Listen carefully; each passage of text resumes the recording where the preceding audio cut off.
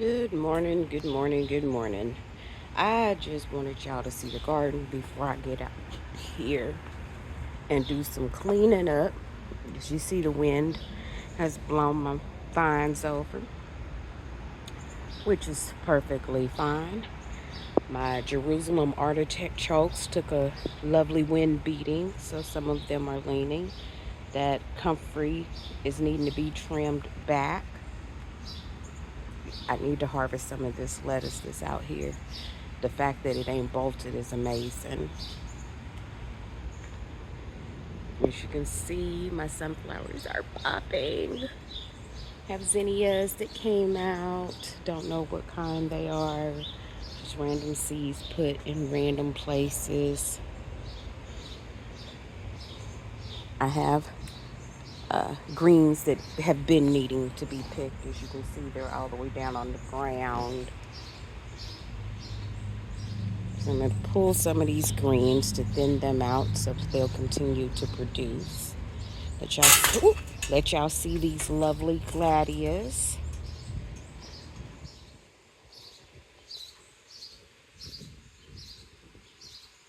Those area are, however you say it, arceola berries, whatever. And yes, honey, I talk country. How big that one is? I talk country. I ain't ashamed. Midwesterner with a very country accent. My people from Mississippi. Say what? But it's all good. So this is what we're looking at now. You can see the cherries have kaputted out.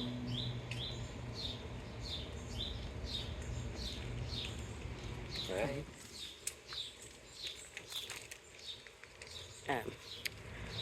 Whatever this is coming out today too. I need to get these weeds out of my hostias. And this poor little comfrey plant has been blown, ran over, and everything else because it's off my driveway, but it's all good.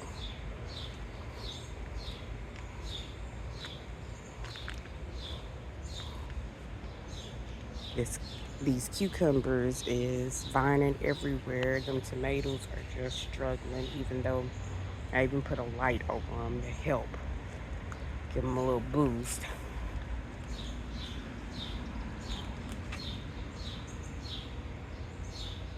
If you look back there, one of those greens snapped off last night. Let's see where it snapped at. But that's fine. I'm going to come in here and clean all of this up. This is my sister-in-law's flower bed.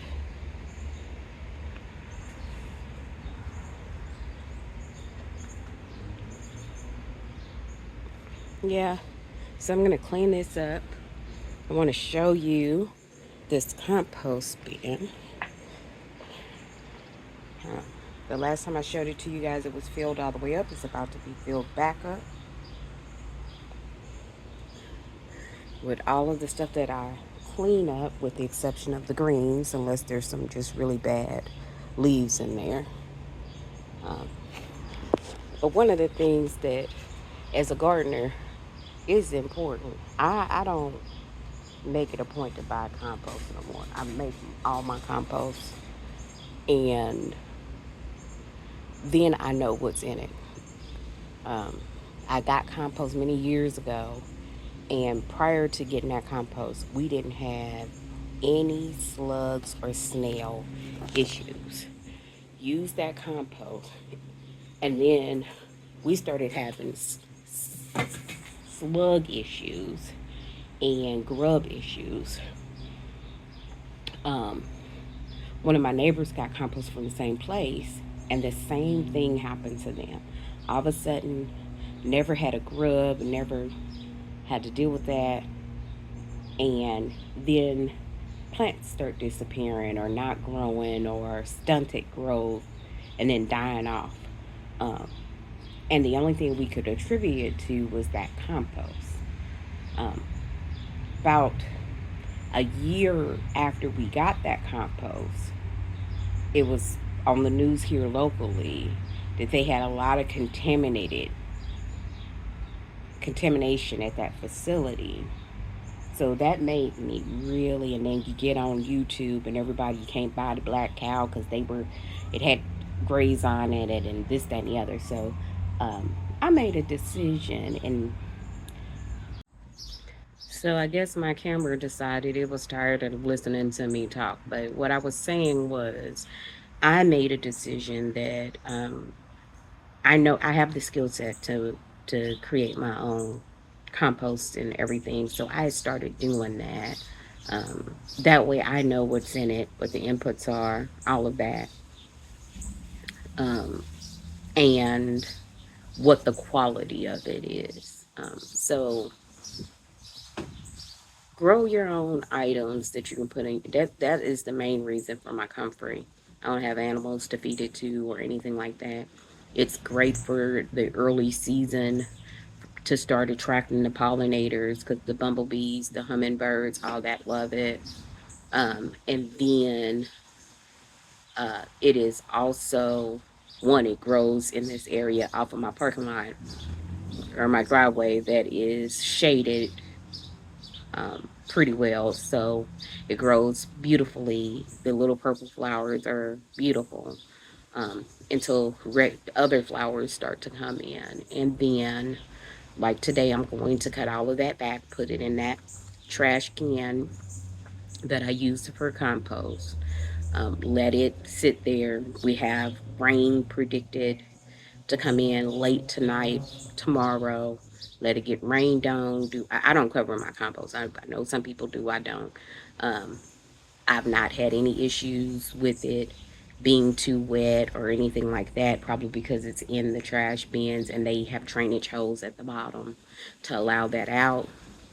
So I'm going to do that. I still have the bigger compost pile in the back um, that right now isn't being used because my backyard experimental garden, the only thing that's growing back there is weeds, and they're gonna get knocked down and covered up here in a little bit.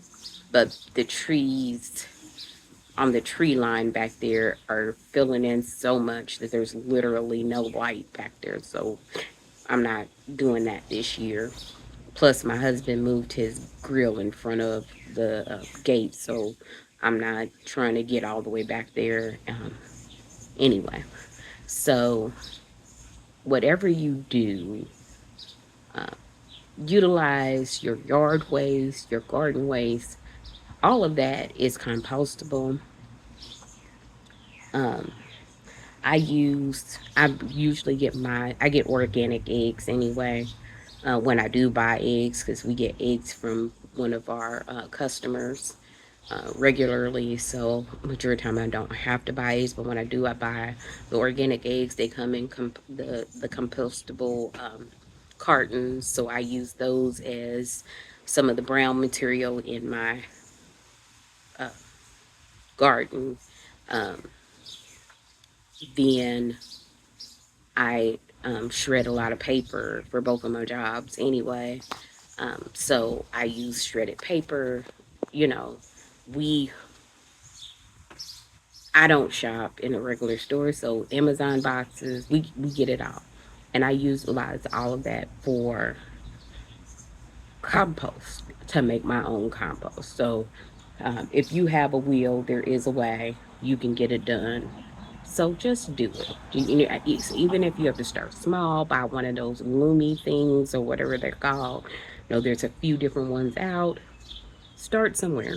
Um, if you drink coffee, put your coffee grounds in there. If you go to Starbucks, at least the ones locally here have the Gartner coffee grounds every day that they put out on a stand for people to come in and take by the bag. Um, so you can add that to your compost. It creates a lovely texture in the compost. All of that. Your eggshells, all of that, um, banana peels, your scraps from cooking, all of that can go into your compost. So that's all I had to say.